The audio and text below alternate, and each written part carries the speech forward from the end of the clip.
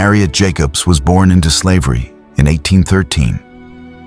She would go on to write the first published slave narrative by a woman, Incidents in the Life of a Slave Girl.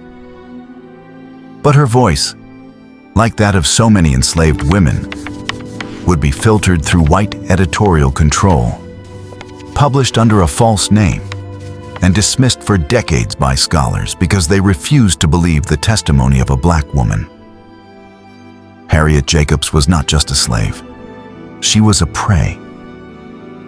At just 15, Harriet's enslaver, Dr. James Norcom, called Dr. Flint in her memoir, hunted her daily, relentlessly.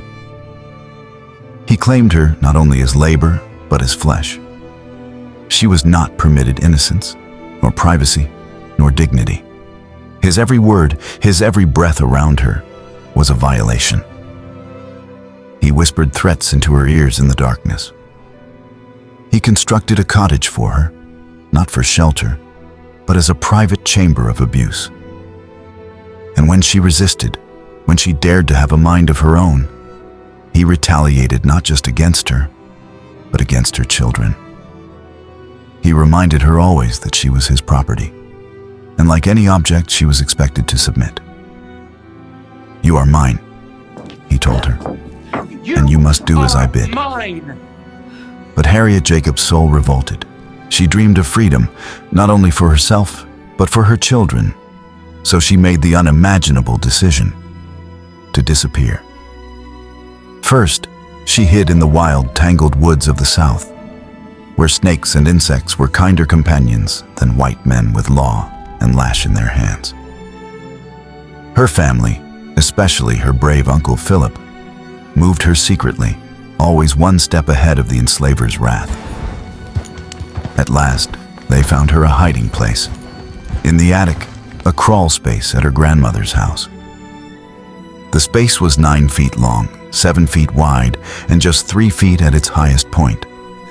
There were no windows, no sunlight, only rats, heat, and silence. She could neither stand nor walk.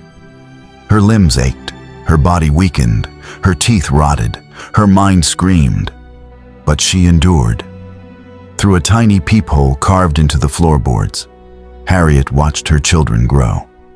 She heard their voices, she saw them play, but she could never touch them. She could never tell them she was there. Harriet lived like a ghost in that tiny space for nearly 7 years. This is what slavery meant for black women, not just whips and chains, but psychological torture, the theft of motherhood, the trauma of being both caretaker and captive.